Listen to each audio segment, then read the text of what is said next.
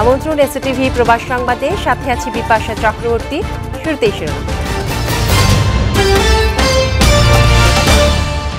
বাংলাদেশি হজ যাত্রীদের ভিসা অনুমোদনের সময় বাড়াতে সৌদি আরবকে অনুরোধ জানিয়েছেন প্রধানমন্ত্রী। সৌদি রাষ্ট্রদূতের সৌজন্য সাক্ষাৎ। ডোনাল্ড ট্রাম্প সফরে র্যাবের নিষেধাজ্ঞা এবং ভিসা নীতি নিয়ে আলোচনা হবে, জানালেন পররাষ্ট্রমন্ত্রী। ওয়াশিংটনের সঙ্গে ঢাকার সম্পর্ক আগের চেয়ে ভালো। মালয়েশিয়ার জাল পাসপোর্ট বিক্রির অভিযোগে এক বাংলাদেশি এবং এক ফিলিপিনো নারী গ্রেফতার। অভিযান অব্যাহত রাখার ঘোষণা দেশটির ইমিগ্রেশন বিভাগ।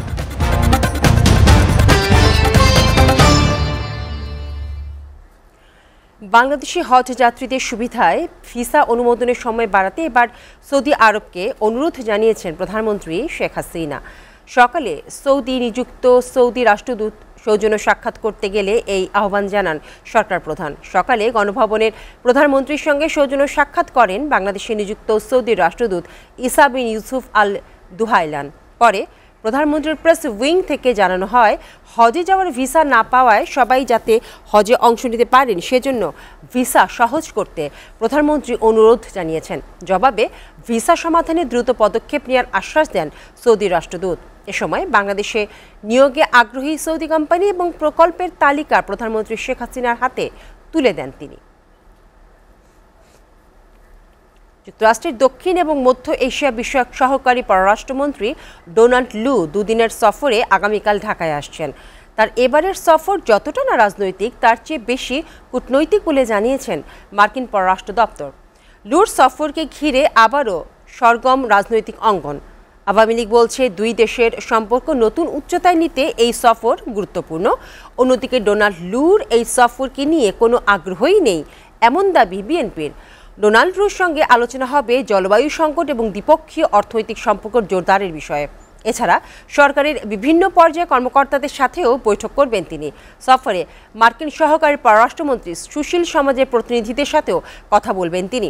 7 জানুয়ারি নির্বাচনের পর মার্কিন পররাষ্ট্র দপ্তরের উচ্চ পর্যায়ের কোনো কর্মকর্তার প্রথম এটি সফর। যুক্তরাষ্ট্রের সহকারী পররাষ্ট্রমন্ত্রী ডোনাল্ড লুর আসন্ন ঢাকা সফরে র্যাবের উপর আরোপিত নিষেধাজ্ঞা এবং ভিসা নীতি তুলে নেওয়ার বিষয়ে আলোচনা হবে বলে জানিয়েছেন পররাষ্ট্রমন্ত্রী ডক্টর হাসান মাহমুদ। তিনি বলেন, মার্কিন যুক্তরাষ্ট্রের সঙ্গে বাংলাদেশের সম্পর্ক বর্তমানে চমৎকার। দুপুরে নিজ মন্ত্রণালয়ে সাংবাদিকদের একথা বলেন পররাষ্ট্রমন্ত্রী। এ সময় বিএনপি নেতাদের আন্দোলনের সমালোচনা করে হাসান মাহমুদ বলেন, তাদের ভারতীয় পণ্য বর্জনের ডাক মুখ থুবড়ে পড়েছে, আর এসব করে তারা আরও জনবিচ্ছিন্ন হচ্ছে। আরও জানাচ্ছেন এসকে সৌরভ। নিজ মন্ত্রণালয়ে বইয়ের মোড়ক উন্মোচন অনুষ্ঠানে যোগ দেন পররাষ্ট্রমন্ত্রী ডক্টর হাসান মাহমুদ। পরে রাজনীতি ও সমসাময়িক বিষয়ে সাংবাদিকদের সাথে কথা বলেন তিনি।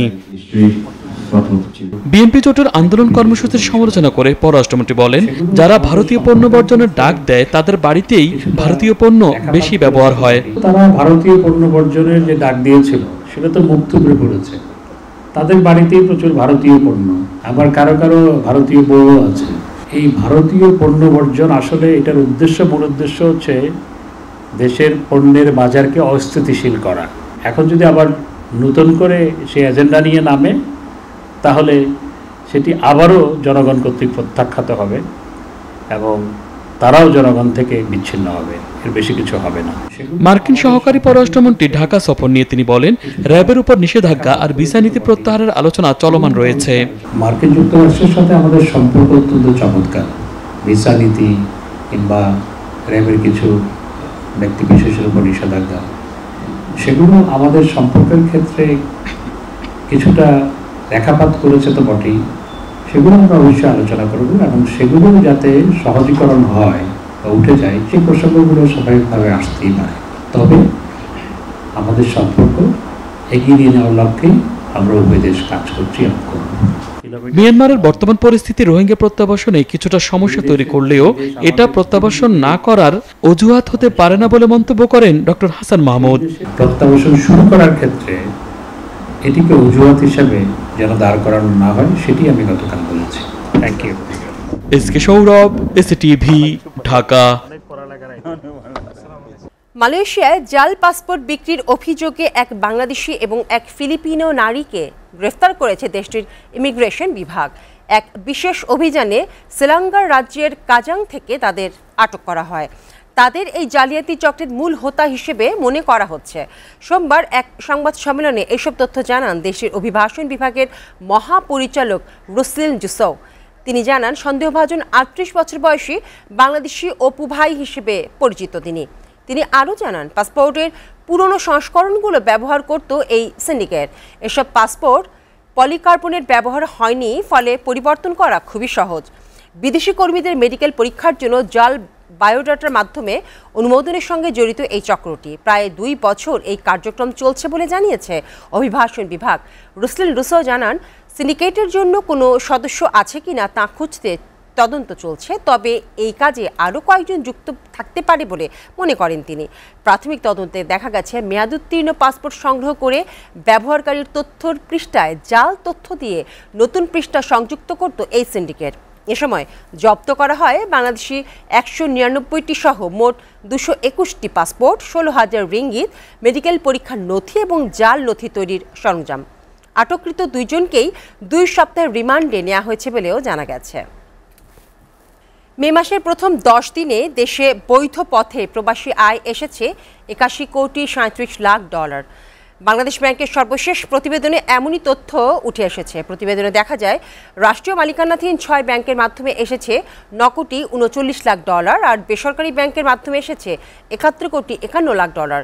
বিশেষায়িত ব্যাংকের মাধ্যমে ১,৮৬,০০০ ডলার, আর বিদেশি ব্যাংকের মাধ্যমে এসেছে ২,৮৪,০০০ ডলার। চলতি বছরের এপ্রিলে ২০৪ কোটি ৩০ লাখ ৬০,০০০ ডলার এসেছে।